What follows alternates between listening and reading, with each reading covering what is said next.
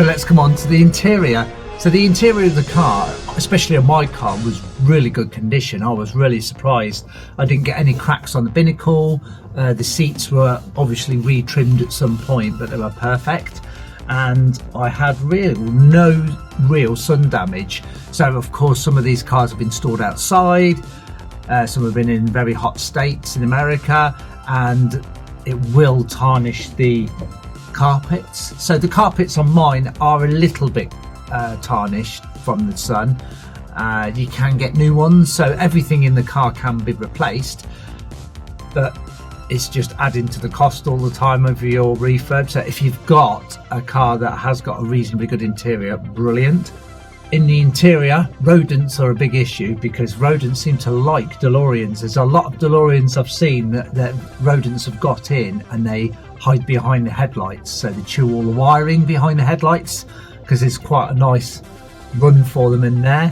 Also in the interiors, they can get inside, damage cabling and that. So if you're looking at a DeLorean, make sure there's no traces of anything living in there, because that could cause you a whole world of pain.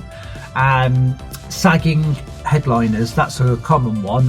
This one's had them done, but even now I've got a little bit there going, so it needs to be reattached. But again, it's a reasonably easy job to do.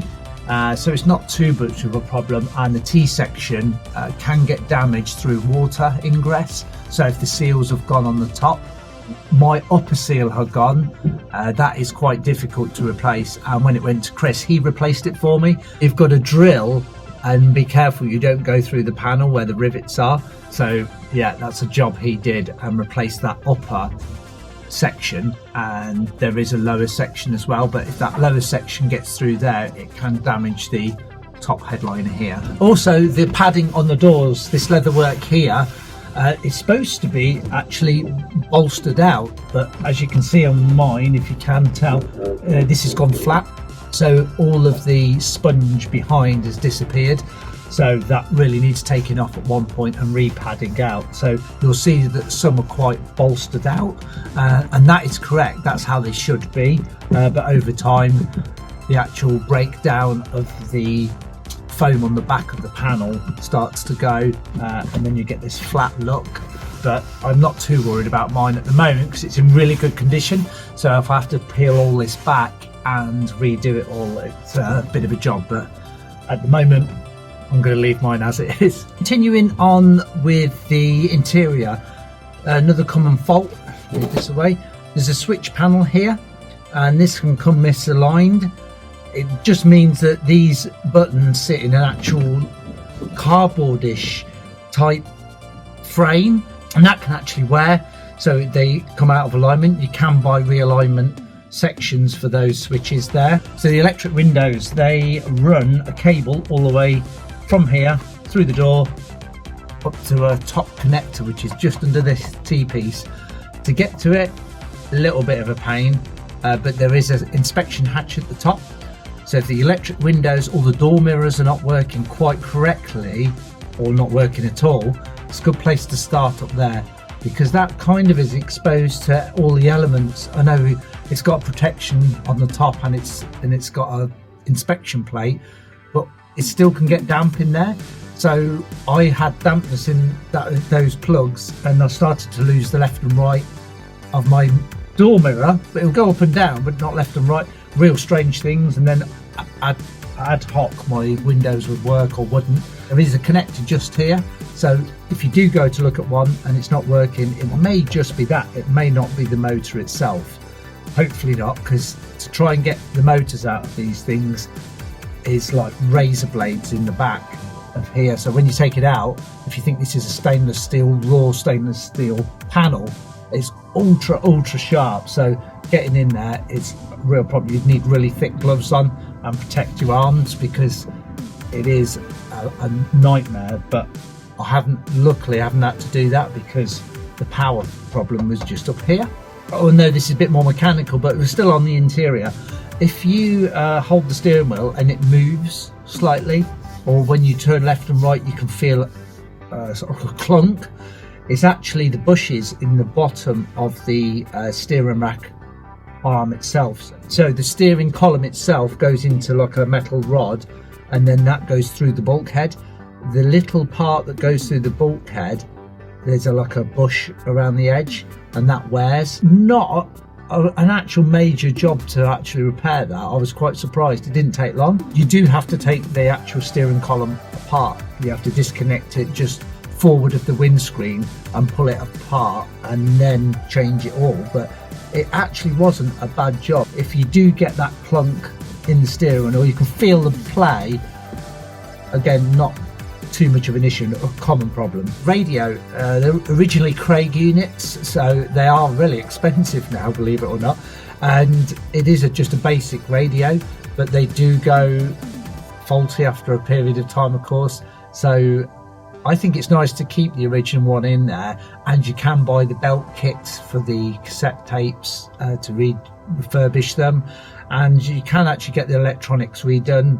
I think there's somebody in France that actually you can send it to, and they put a Bluetooth receiver in there for you, and you can keep the original head unit. It's a little bit hard to get into there, but once you're in there, you might as well take it out and have it refurbished. Display gauges, these dials you actually see in the binnacle, every time you turn the car off, whatever position they are in, they stay. So you may look at the display and you think, well, all the dials are all over the place. Some are reading high, some are low, some of the speedo, the tachometer, mine's sitting at 2,500 RPM at the moment. It's just the way it's settled at that. So it's saying my temperature is a quarter. The engine's not been on for a week. So it is really weird, because it's just the way they actually sit when you turn off the ignition. When you look at it, don't worry, they're not broken, that's how they are. The only issue you get is the accelerator is right next to the actual worm drive unit for the actual speedometer. So you can catch it with your foot and damage that. It may be a case that the speedometer doesn't work. It's most probably there's just this very delicate worm drive. Can be fixed, but just to let you know, if your speedo's not working, it's most probably that. In terms of the interior, all of the wiring goes back into the engine bay, and they're all connected on a large connector block there. They are like the bullet style pins, so they corrode over time. So I've had to actually go and actually decorrode all of the pins themselves. So you have to like fine wire brush them all to make sure that it make a good contact. Of course, the contact that it receives the bullet in is also getting loose, so sometimes they can make, sometimes they won't, and that causes no end of problems. I think if you do buy a DeLorean, it's best to spend at least half a day going through all those connectors, clean them up to like pin clean, exactly like the connectors up here, so you don't get any of the connection problems, because just a little wiggle can actually make or break that contact on those plugs. And I'm sure most of my problems started there. Save yourself a lot of pain.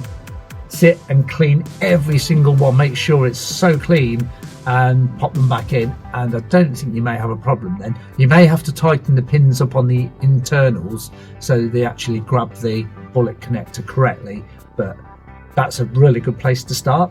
So please remember, with these cars being over 40 years old, the wiring's getting quite brittle now, and all the connection issues are starting to, well, are already appeared or are starting to appear. Make sure that when you do any job on it, you actually clean those connectors back up, whether it's earth bolt straps or the earth bolts or anything. As you're working on it, give it a good clean, pop it back in. Just remember, you can buy all these parts. They're all replaceable. They're all available overnight parts. It's not such a big deal, but it's just something to think about in your renovation, because you may need to spend a lot on the body, and then you may not have so much to spend on the interior. Interior parts are quite expensive in places. Most of the parts actually for these cars aren't expensive at all. They're a lot cheaper than a modern day car. So some of the parts I've ordered, I'm like, oh my god, that is so cheap compared to a normal car. It's just the case that if you have to recover seats or do interior parts like the carpets and that's where it could get quite expensive.